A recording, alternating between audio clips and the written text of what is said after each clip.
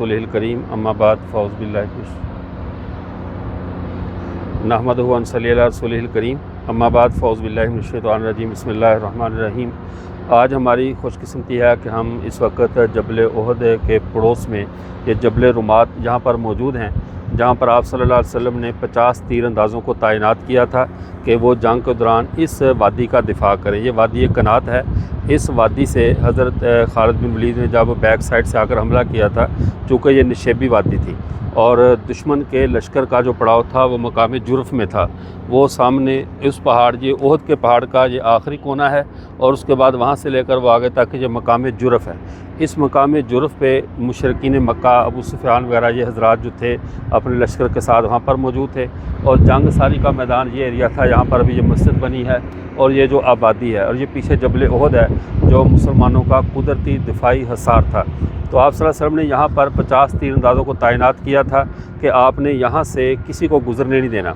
तो जब भी वो दुश्मन से घूम कर बैक से हमलावर होने के लिए आया तो 50 तीर अंदाज़ों ने उनको मार भगाया। लेकिन जब वो दुश्मन को शिकस्त हो गई और वो छुप गए, दोबारा मकाम जुर्फ़ तक चले गए, तो सहाबा ने, चूँकि माल गनीमत जमा करना ये लालच नहीं था जैसे बाज़ बेदीन लोग समझते हैं, बल्कि जिस तरह जंग लड़ना इबादत है, माल गनीमत जमा करना भी इबादत का एक हिस्सा है। तो सहाबा ने ये सोचा कि अब वो जंग वाली इबादत तो पूरी हो गई है, तो अब क्यों ना हम इस इबादत से महरूम क्यों रहें। तो 40 के करीब सहाबा कराम जो थे वो उतर गए और 10 के करीब खड़े रहे कि नहीं, हम अल्लाह के नबी के हुक्म को छोड़कर नहीं जा सकते।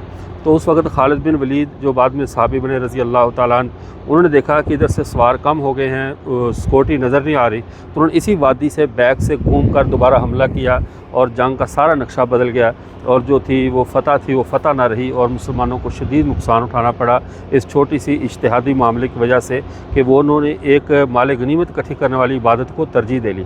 तो ये जंग का पूरा एरिया मैदान ओहद का, और ये ओहद पहाड़ है, और ये ओहद पहाड़ है जिसके बारे में आप सल्लल्लाहु अलैहि वसल्लम ने फरमाया था ओहद हमसे मोहब्बत करता है और हम ओहद से मोहब्बत करते हैं। इसका तकरीबन जो उन्होंने सैटेलाइट के ज़रिए इसका वज़न वगैरह किया, इसकी लंबाई चौड़ाई को चेक किया, तो ये 8 मील लंबा पहाड़ है और इसका वज़न 3 ट्रिलियन के करीब, इसका 3 ट्रिलियन केजी इसका वज़न है, जो कि तकरीबन 3 अरब या 300 अरब टन बनता है इसका वज़न। और यही वो पहाड़ है जो एक जनाजा पढ़ने पर किसको एक क़िरात यानी एक ओहद पहाड़ का अजर मिलता है, तदफीन तक रहने वालों को डबल अजर मिलता है। तो बहरहाल ये वो सारा एरिया है जहाँ पर हज़रात सहाबा ने जंग ओहद लड़ी थी। वाखिर दावाना अल्हम्दुलिल्लाहि रब्बिल आलमीन।